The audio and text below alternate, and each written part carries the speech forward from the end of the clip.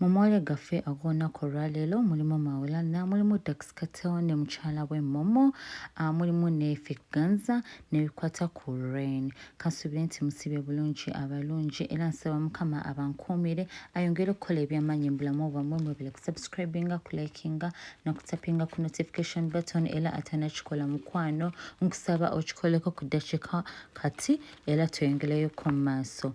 Ono mwami Mawulana comedian era artist ayinayoko ennyimba ye ne Rain bayimba wadde ennyimba zaabwe tezinahitinga bulungi naye nga weeks nga 2 emabega ono omwami yasibwa lwa bulajjagavu.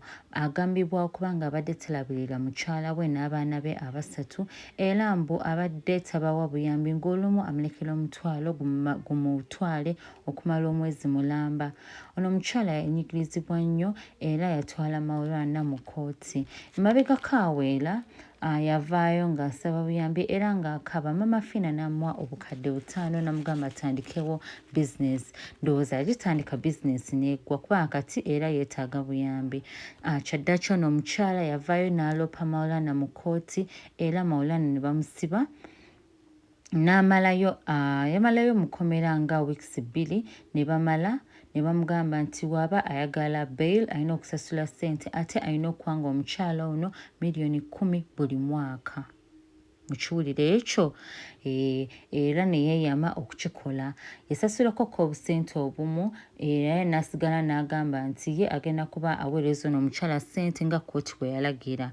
Kyaddaaki Mawulana yamala n'akola post n'agamba nti when a woman starts being adulterous and also starts consulting witches, I can't really handle that. Mawulana bw'ati bw'ayogera ng'ebyo bikwatagana ku issues ze ne baby mama we ow'abaana abasatu. Kino kankivune mu Luganda. Mawulana yagamba nti ye ky'amanyi nti omukyala bw'atandika okubeera omwenzi n'atandika n'okwetambulira oba okugenda mu basawo ab'ekinnansi abatakyasobola kumumanaginga oba abatakyasobola kukwatagana naye.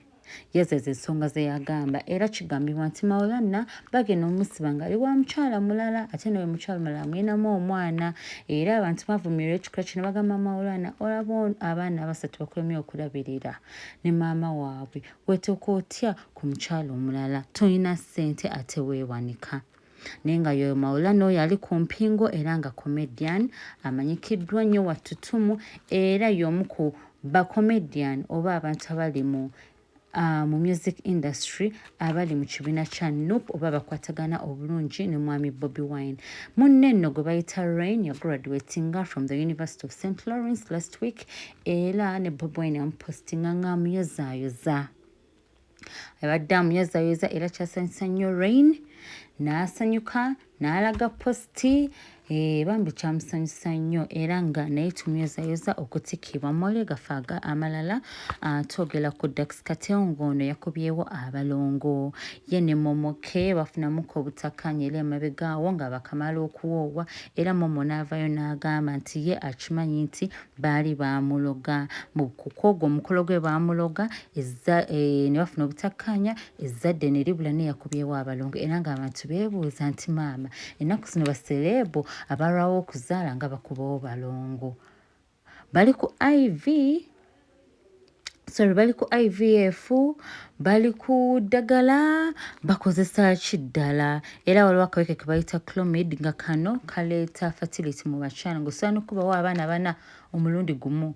Abantu abamu bagamba nti maybe bano basereebu ke bakozesa nanti munnange Anteila yalwawo okuzaala n'akubawo balongo. Huyo Momoke it's the same thing.